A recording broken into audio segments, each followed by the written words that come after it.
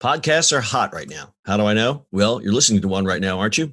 But you might be wondering, how on earth do I get my voice out there and start my own podcast? It all seems so intimidating. Between hosting and platforms and monetization, it can get real complicated real quick. Well, I'm going to let you in on a little secret. We started this podcast over 2 years ago, not knowing clue one on how to do it. So how do we do it? We did it with Anchor. Anchor is the free podcast app with creation tools that allow you to record and edit your podcast right from your phone or computer. And Anchor will distribute your podcast for you, so it can be heard on all the platforms like Spotify, Apple Podcasts, and many more. And everybody likes money, right? Well, you can make money from your podcast with no minimum listenership. It's everything you need to make a podcast in one place. So go right now, download the free Anchor app, or go to Anchor FM to get started. It's the E-Commerce Minute, your daily dose of e-commerce, tech, and retail news with your hosts, Bart Mraz and John Suter. The E-Commerce Minute is a production of Sumo Heavy, a digital commerce consulting firm in Brooklyn, New York, and Philadelphia. Find us on the web at sumoheavy.com. It's E-Commerce Minute, episode 619. In today's episode, Amazon tests cargo bike deliveries. A few podcasts ago, we briefly talked about one of the more pressing issues that the race for the best delivery has created, that issue being overcrowded streets. Urban streets especially are backed up with traffic due to the abundance of delivery trucks that companies like our friends at Amazon deploy to meet the never-ending demands of the almighty e-commerce consumer.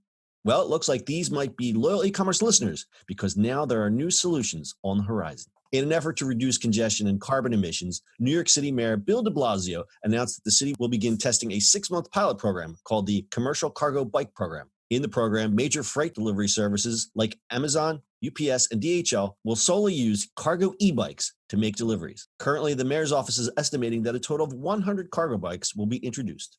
The program will allow the pedal-assisted cargo e-bikes to have a maximum speed of 12 miles per hour.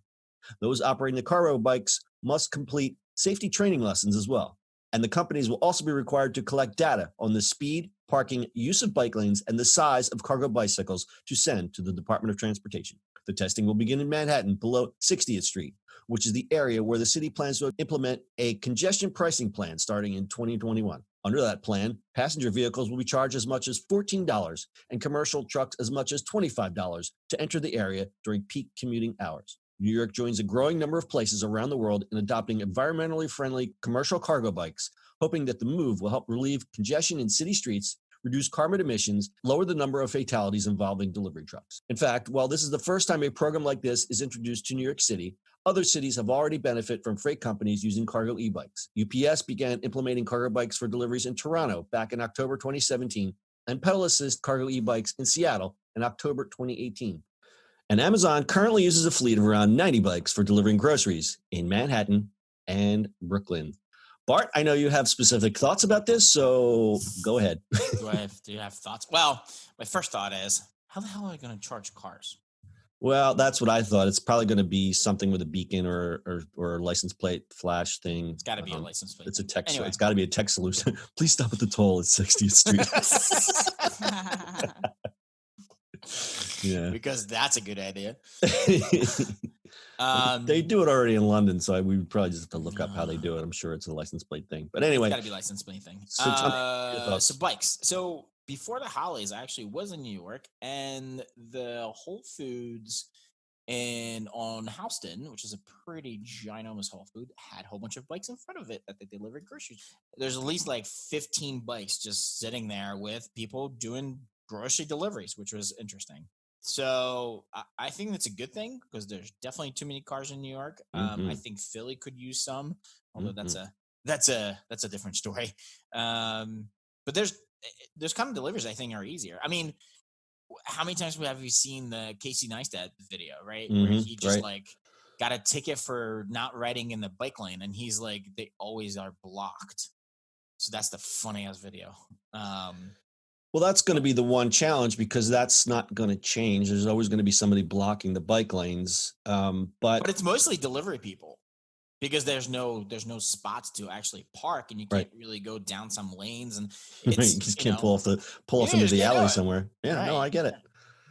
Yeah, I mean, I don't have the stats in front of me, but there's the number of parking tickets that they get. That's just the cost of doing business now. It's like, what do you want me to do? Right. What should I do?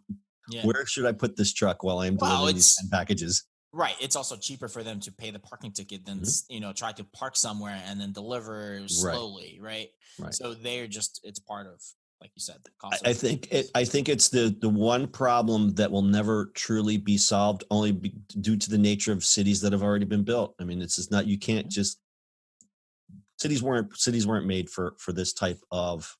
No, I mean, it's, in Philly, every time there's a new building, brand new building built, they have to have parking spaces especially in Philly, because it's small. Like the roads are really tiny. At least in New York, avenues and stuff like that are a little bigger, but still not enough, Yeah.